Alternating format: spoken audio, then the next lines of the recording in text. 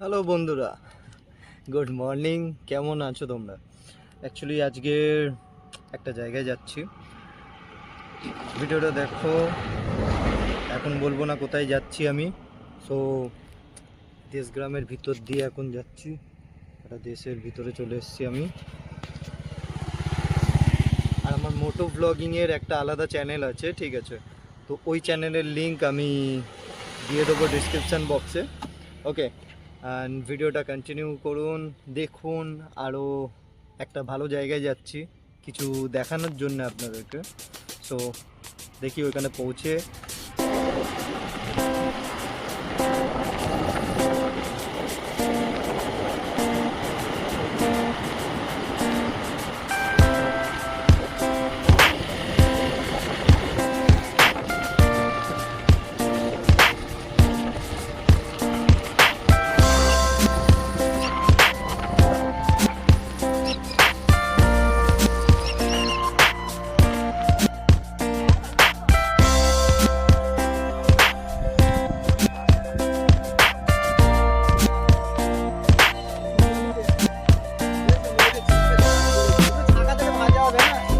তো সাপের মতো।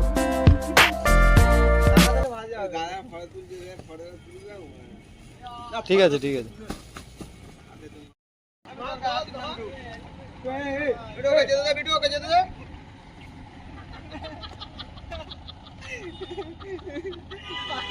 পালিয়ে গেছে, পালিয়ে গেছে। আমরা আজকে এসেছি দক্ষিণ চব্বিশ পরগনার লর্ড ক্যানিং হাউসে। আমরা আজকে আপনাদের দেখাবো চিলেকোঠার ঘর, পড়ে থাকা আসবাবপত্র এবং ভগ্নপ্রায় ঘরে ইটের ফাঁকে হারিয়ে যাওয়া অজানা ইতিহাস। ব্রিটিশ ভারতের শেষ গভর্নর জেনারেল এবং প্রথম ভাইসরয় লর্ড ক্যানিংয়ের গেস্ট হাউস।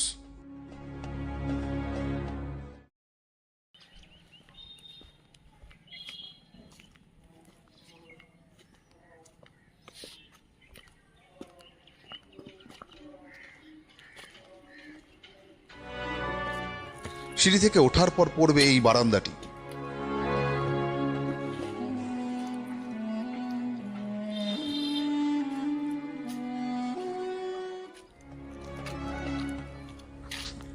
এটা হচ্ছে লর্ড ক্যানিং হাউসের পেছনের সাইড। পেছনের এই সাইডটা আমরা এসছি, আর এই জায়গাটা পুরোটাই জঙ্গলে ভর্তি।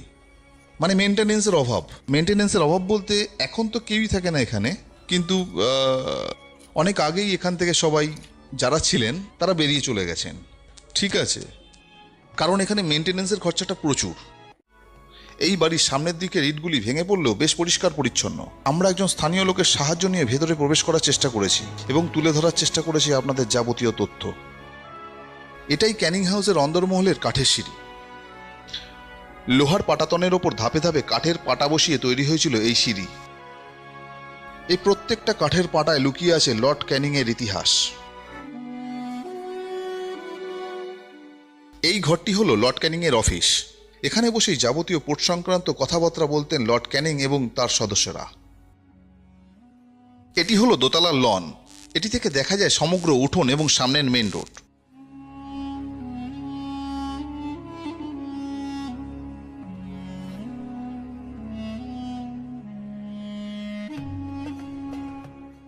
আর এখন যেটি দেখছেন সেটা হলো লর্ড ক্যানিংয়ের বৈঠকখানা, অর্থাৎ এখানে বসেই লর্ড ক্যানিং তার সভাসদদের সাথে আতিথেয়তা করতেন।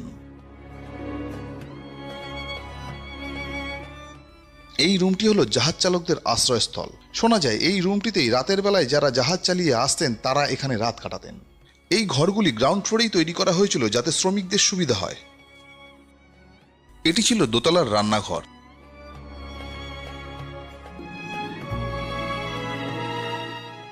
আর এই রান্নাঘরের ঠিক পাশেই ছিল বিশাল আকৃতির ডাইনিং রুম।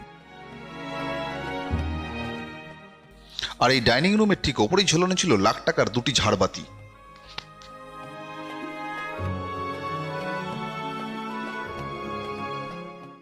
এই রাস্তাটি চলে গেছে চিলেকোঠার সিঁড়ির দিকে। ছাদে উঠে দেখলাম বড় বড় বিশাল ফাটল। হয়তো পদে পদে লুকিয়ে আছে চোরাবালির মতন ভয়ঙ্কর বিপদ। কিন্তু ছাদটি সুবিশাল। এখান থেকে মাতলা নদীর অপরূপ দৃশ্য উপভোগ করা যেত সেই সময়।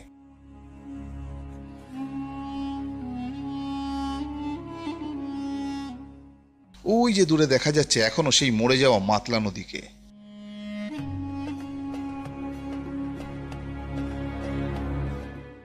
দেখা যাচ্ছে লর্ড ক্যানিং এর ব্যবহৃত একটি টেবিল। এটি হলো সেই ব্যবহৃত খাট যেখানে জাহাজের শ্রমিকরা এসে রাত কাটাতেন। বাইক চালিয়ে ভীষণ ব্যথা হয়ে গেছে আমার, সিরিয়াসলি। মিষ্টি নিয়েছিলাম এক জায়গা দিয়ে, ভাবলাম একটু খাই, ঘরের জন্য কিছু নেওয়া হয়নি। ভেবেছিলাম ওইখানের মোয়া একটুখানি ভালো হবে, বাট আমি যতটুকু খোঁজ পেলাম ক্যানিংয়ে মোয়া অতটা ভালো হয় না। সো মোয়া যদি ভালো হতো তাহলে ঘরের জন্য নিয়ে আনতাম। সেরকম কিছু দেখারও জায়গা নেই, জাস্ট রাইড করার জন্য আরও বেরিয়েছিলাম।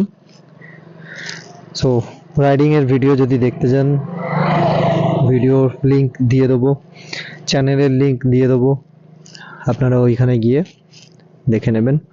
অ্যান্ড এখন জায়গাটা দেখুন ভাই, পুরো ফাঁকা। ওকে, দেখা হচ্ছে পরের ভিডিওতে। এই ভিডিওটা বেশি বড় করছি না, কারণ এর আগে একটা বড় ভিডিও দেওয়া হয়েছিল বলে ভিউ ভালোভাবে আসেনি। সো ভিডিওটা ছোট দেওয়ার চেষ্টা করছি।